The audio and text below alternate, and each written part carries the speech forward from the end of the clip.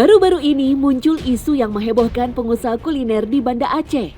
Badan Narkotika Nasional atau BNN Banda Aceh berencana akan merazia warung yang terindikasi memakai ganja sebagai salah satu bumbunya. Uji klinis akan diadakan agar para pengunjung rumah makan merasa tenang dan nyaman ketika menyantap hidangan dari warung tersebut. Lantas, apakah memang isu pemakaian ganja sebagai bumbu memang benar adanya? Dan apa kaitannya dengan sambal ganja yang sangat populer di Hasanah Kuliner Aceh? Itu aku pernah nyobain sih sambal ganja itu yang dari Aceh itu kan Kak. Itu sama aja sih kayak sambal pada umumnya, tapi yang bedain itu asemnya itu dari belimbing dulu. Rasanya unik banget ya, soalnya kan aku dari Jakarta, aku belum pernah sama sekali makan sambal yang kayak gitu rasanya. Terus kalau aku hint sih, gurihnya kayaknya dari udang ya, terus habis itu ada asam-asam belimbing gitu. Ya, sambal ganja. Sebuah nama yang mengundang kontroversi mengingat ganja atau marijuana selalu identik dengan narkotika dan obat terlarang. Tetapi ternyata sambal yang satu ini sama sekali tidak memakai daun ganja sebagai elemennya.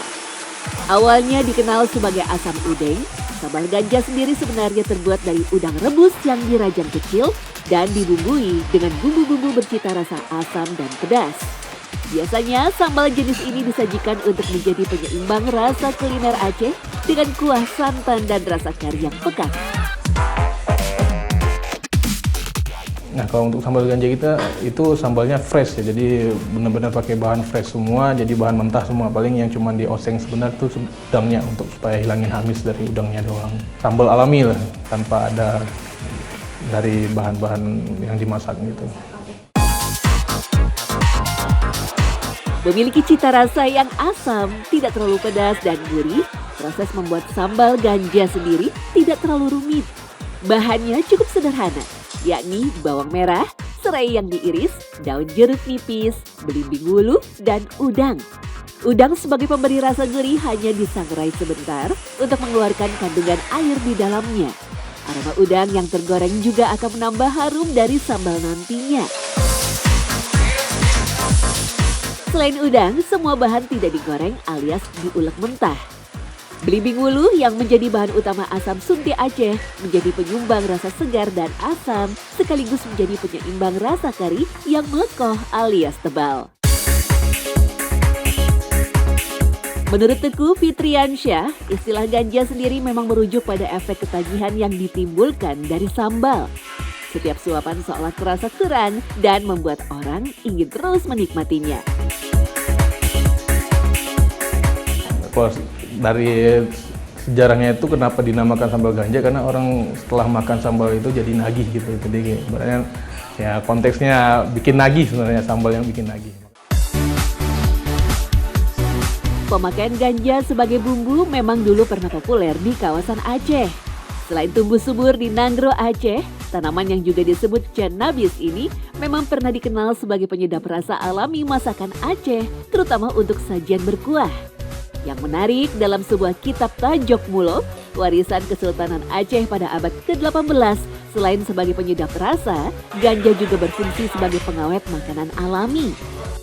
Masyarakat Aceh pun hanya memakai biji ganja dan justru tidak memanfaatkan daun ganja sama sekali. Bahkan sampai tahun 70-an, tanaman ganja memang tumbuh subur di pekarangan warga. Jadi biji ganja itu memiliki fungsi antaranya selain penyedap makanan, penyedap protein hewani. Kalau kita nih misalnya masak ayam kampung yang udah tua kan biasanya dagingnya agak liat ya, agak keras ya. Nah kalau pakai biji ganja sih katanya bisa membuat makanannya selain lebih lezat, terus bisa pengawet makanan juga, tapi juga bisa membuat dagingnya lebih empuk gitu. Seiring pelabelan ganja sebagai salah satu narkotika dan obat terlarang, pemakaian ganja sebagai salah satu bumbu pun mulai menghilang. Beberapa masakan seperti kuah belangong, kari iteh, sampai ibu pedah kini tak lagi memakai biji ganja yang dihaluskan. Di masyarakat, nama Aceh itu udah melekat dengan yang hal-hal yang berbau kontroversi ya sebenarnya, apalagi dengan akhir-akhir ini ada isu yang ganja itu mau dilegalkan ya, karena beberapa negara udah ini. Tapi kalau untuk kita Kanabu Resto ini kita pure memakai bahan yang halal yang sesuai dengan aturan pemerintah lah dan MUI juga.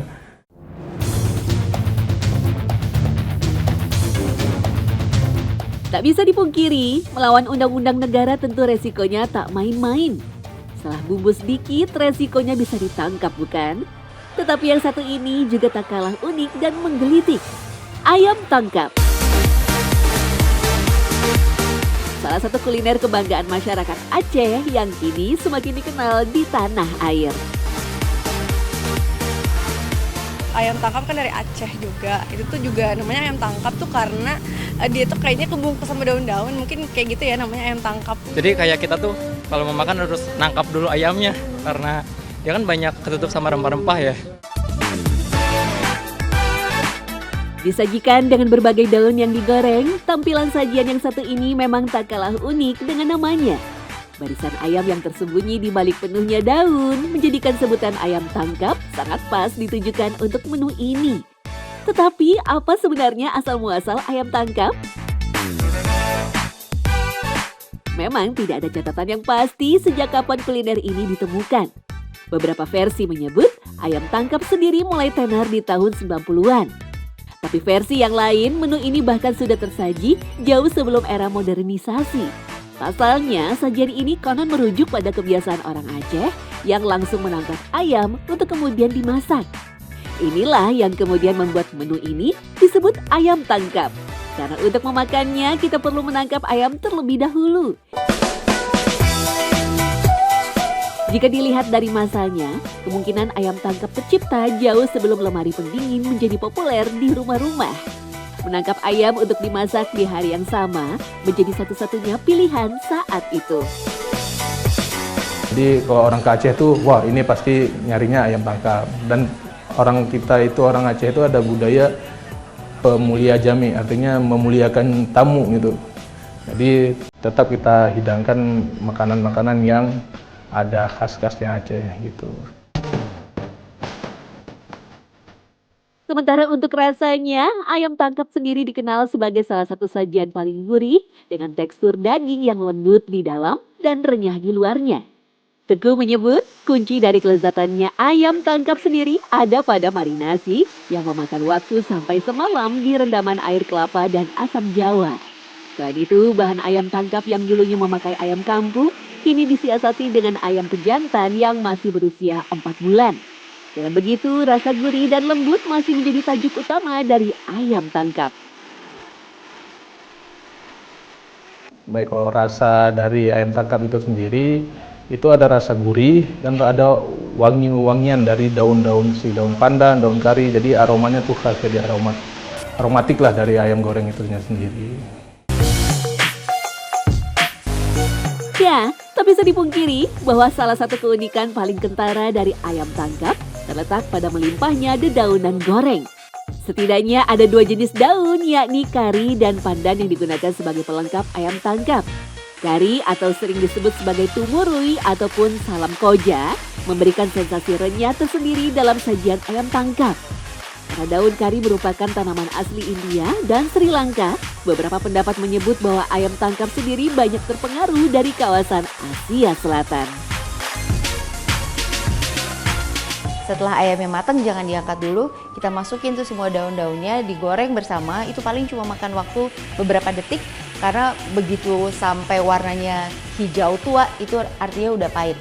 Jadi emang di situ triknya emang harus beberapa detik dan kalau bisa diangkat-angkat gitu supaya kita tahu oh ini udah ada suaranya nih renyah, sudah langsung diangkat.